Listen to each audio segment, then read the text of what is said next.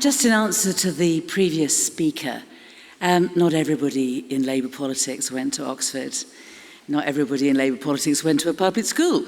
Many people in Labour politics went to secondary moderns, then went to Kent University, and was brought up by a single parent on a council estate.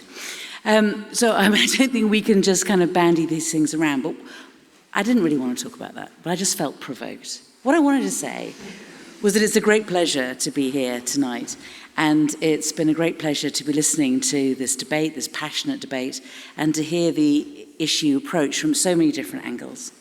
It's a fascinating subject, and I suspect, that we have much more to agree on than we do to disagree on. I mean, actually, I think at the end of all of this, we're all probably going to be friends, and we probably all agree with each other. And in fact, if we play our cards right, you never know, we might get an invite from the Earl of Carnarvon's place for the after party. Did you hear that? We're all invited. I just want to pick up on Abigail's point, and Abigail is absolutely right. Of course it's right to say that people from particular social classes don't vote a particular way these days. And it's also right, which is the guy earlier who said, and of course historically, people from particular social classes weren't even given the right to vote. But the question is what's happening now?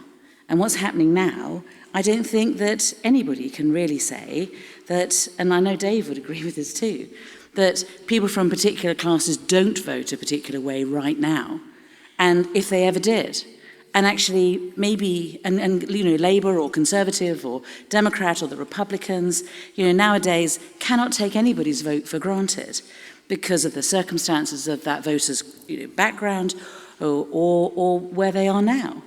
I think that it's probably very healthy for a democracy that we do need to win people's votes over, that it is a necessary development for political parties not to simply believe that we stand for this, we are Labour, labouring people, working people will always vote for us.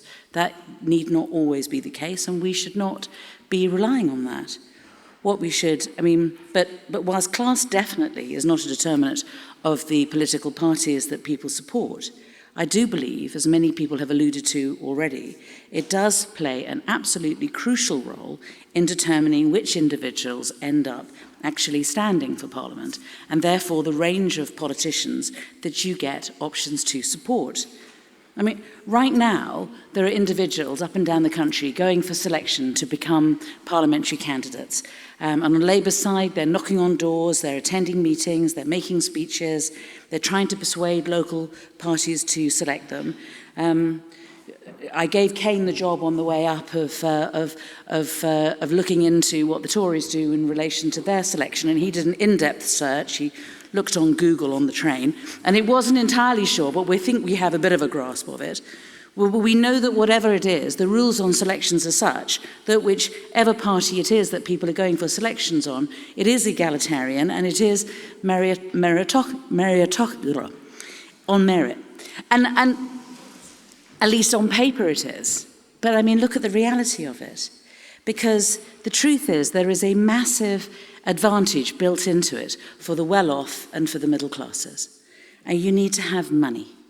If you have money, or if you have a family, they can help you to give up your day job, they can help you with your childcare, that can help you move into the constituency if you're wanting to really go for it. And whilst your rivals may have to spend their spare time making videos, social media, leaflets, phone banking, all of these things, you will have the time and you will have the resources and you will have a huge advantage over everybody else. If you are middle class and if you are privileged, you will have contacts. You will know the right people. You will know people of wealth and influence. If you know the right people, you will understand the system. You will navigate your way through the selection process. You will lobby people who will lobby people on your behalf, who will donate money to your campaign. How CCHQ gets people onto the A list is obscure, but I think Kane has discovered sufficient that he knows that if he ever wanted to change sides, he isn't the sort of nepo baby that is likely to get through and onto an A-list. You need to have experience. Whenever you apply to fill a vacancy, potential employers are likely to think, well, are they up to the job? And many people feel that a job of a member of parliament, and I think it's arguable, but they would say a member of parliament ought to be somebody from, all sorts of different backgrounds where they are at the top of various professions, and it will be easier for them to transition into being an MP. You need confidence.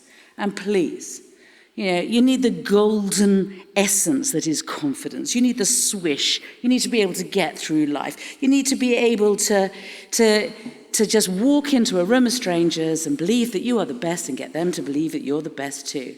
And that no matter how much you get knocked down, you get up again because you believe in yourself. And I tell you what, if people invest in their children going to public school, one thing they do expect to get out of it is that they expect their kids to have a bit of that sort of confidence. And if you don't have that sort of confidence once you've been to public school, school should give your parents the money back. You need to continue to be able to continue to approach people, and you need to actively relish it. And let's not beat about the bush, guys.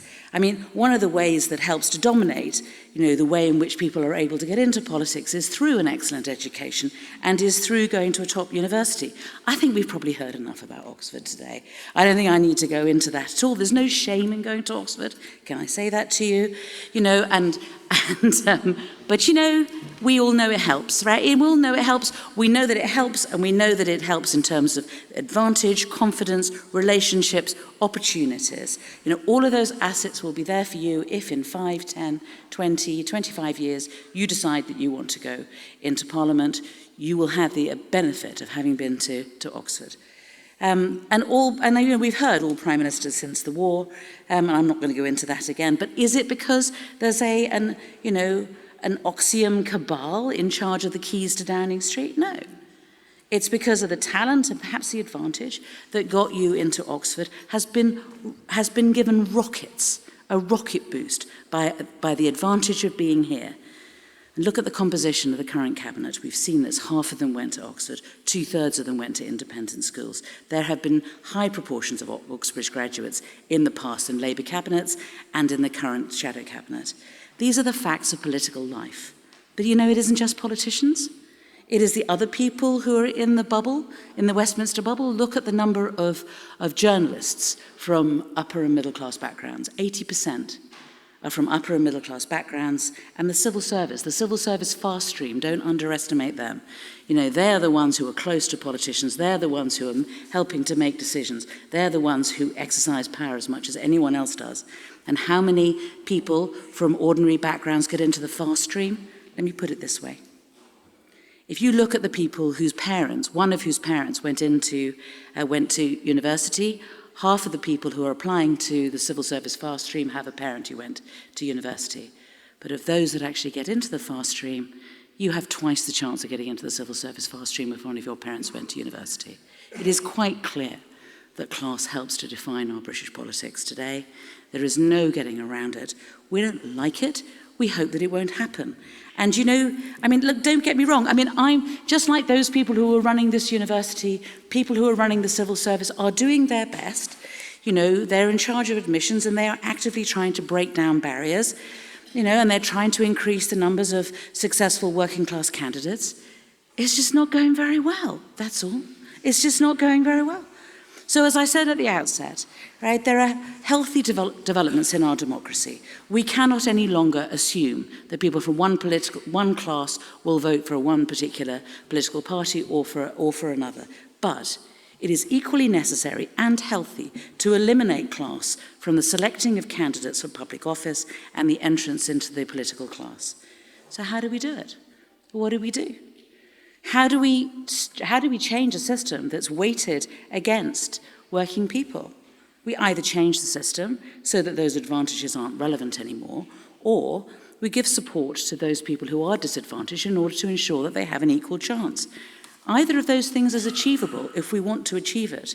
But we have to start with acceptance, and we have to start by accepting that we would be all better off if the routes to public office were open and welcoming to candidates from all backgrounds, not just to people who look and sound like me.